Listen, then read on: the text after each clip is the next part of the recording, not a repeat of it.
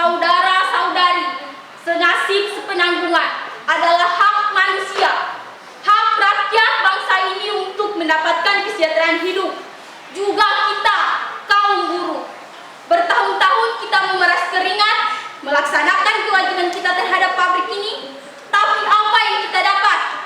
Upah yang tak layak, eksploitasi tenaga dan jam kerja, tak ada jaminan keselamatan dan kesehatan kerja, pemecatan sepihak, bahkan banyak teman kerja kita dilecehkan secara seksual.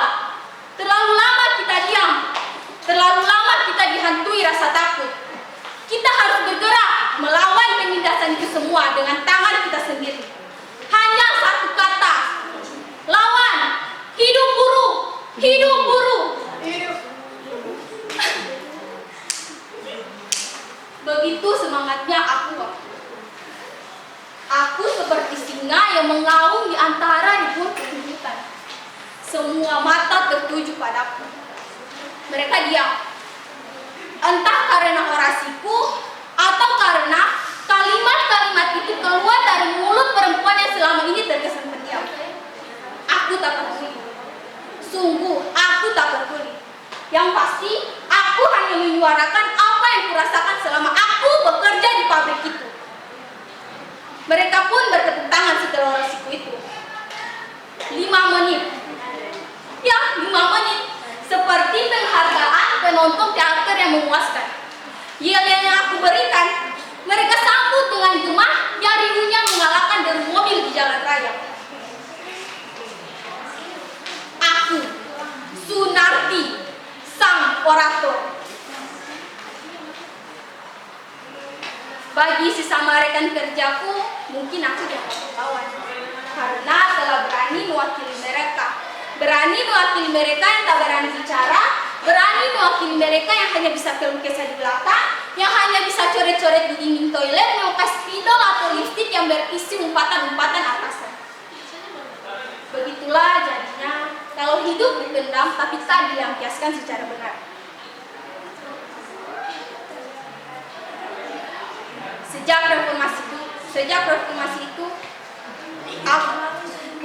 reformasi itu hidupku berubah. Aku semakin berani membela rekan-rekan kerjaku di depan atasan. Walau aku bukanlah pengurus serikat pekerja, pernah satu kali Mugia mengadu padaku perihal ia dijatuhi SP1 karena tak masuk kerja alias bangkir. Padahal dia sudah memberi alasan bahwa ia tak masuk kerja sedang menstruasi. Itu pun sudah disertai surat keterangan dari istirahat dari dokter. Tapi perusahaan itu tidak menerimanya. Bahkan Mugi yang dituduh bahwa menstruasinya adalah rekayasa agar ia tak masuk kerja. Jelas aku marah. Kutinggalkan kerjaanku lantas kulabrak supervisor dan itu. Apa betul ibu menulis begitu? Atas dasar apa? Bukankah ia sudah menyelesaikan surat keterangan dokter? Dengan jawaban yang super kuasa, ia menjawab seperti ini. Kami tidak bisa menerima surat itu. Perusahaan kami sedang banyak order dan sedang dikerja target. Kau tahu berapa kerugian kalau seorang saja bolos kerja? Kami menulis begitu agar mendapat pelajaran bagi karyawan. Pelajaran katanya. Pelajaran mana dan siapa gurunya yang mengajarkan bahwa perempuan tak boleh menstruasi kalau sedang banyak order? Aku pikir pelacur sekalipun akan beristirahat dari pelacurnya kalau sedang datang bulan. Lantas, kujelaskan biologis menstruasi, kujelaskan pula soal guru dan majikan.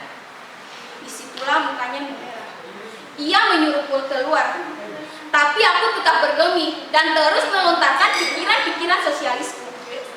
Hingga akhirnya ia menamparku tepat di pipi. Kau telah berani dengan atasanmu? Jangan anggap karena aku wanita, lantas diperlakukan seperti itu aku menangis. Menangis adalah sebuah kata yang telah kuhapus dari kamus besar hidupku. Tamparan perempuan tua itu layaknya minyak tanah yang disemburkan dan memperbesar api di dalam dadaku.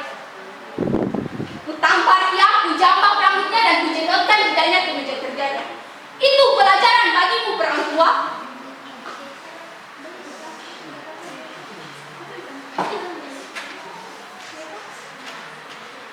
melakukan itu, aku berhak. Tapi aku tidak menyesal. Setidaknya teman-temanku tahu, walaupun mereka butuh uang, bukan tetapi mereka harus melanjutkan kemanusiaan. Buktinya mereka berani menggelar demonstrasi-demonstrasi menyambut mereka.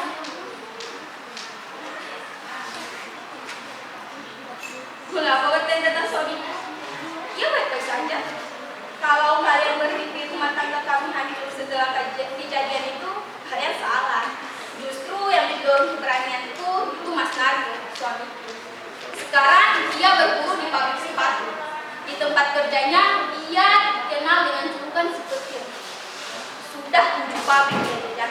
Dan permasalahannya hampir sama, berkutat soal upah lah, tunjangan lah, cuti lah, uang makan lah, dan segala kategori perburuan.